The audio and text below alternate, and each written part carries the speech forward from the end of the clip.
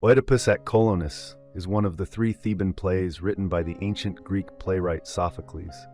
Performed at the festival of Dionysus in 401 BC, it was among Sophocles' last works before his death. Though it was the final play written, it falls chronologically between Oedipus Rex and Antigone. The play narrates the concluding chapter of Oedipus's life and the fulfillment of Apollo's prophecy.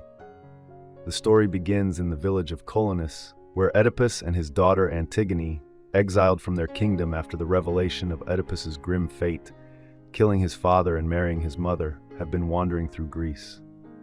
As they rest on a stone, a villager approaches and tells them to leave, claiming the stone is sacred to the Furies. Oedipus then recalls Apollo's prophecy, which states that he will die in a land sacred to the Furies and that his final resting place will bless that land. A chorus of old men from Colonus approaches, and upon learning Oedipus's identity, initially reacts with horror and demands he leave to avoid bringing a curse upon them. However, Oedipus explains the prophecy's final verse and requests to speak with Theseus, the king of Athens. The villagers, astonished, agree to wait with him until the king arrives. Soon after, Oedipus's other daughter, Ismene, arrives with news. Eteocles has seized the throne of Thebes, and Polynices plans to overthrow him. Creon, seeking the blessing of Oedipus's grave in the conflict between Thebes and Athens, plans to capture Oedipus and return him to Thebes. Disgusted by his son's actions, Oedipus blesses his daughters for their loyalty and decides to stay and be buried in Colonus, where the people have shown him kindness. Oedipus asks for the protection of the people of Colonus, and Theseus makes Oedipus a citizen of Athens after hearing that his burial site will ensure Athens' victory in a future battle against Thebes.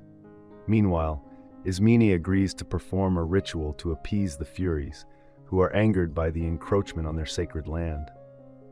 Creon then arrives and attempts to manipulate Oedipus and the others, pretending he has changed to persuade Oedipus to return to Thebes. Oedipus sees through Creon's deception and curses him, demanding he return to the kingdom that exiled him. Creon has captured Ismene and insists that Oedipus and his daughters come back to Thebes. Theseus intervenes, banishing Creon in the name of justice and Athenian principles.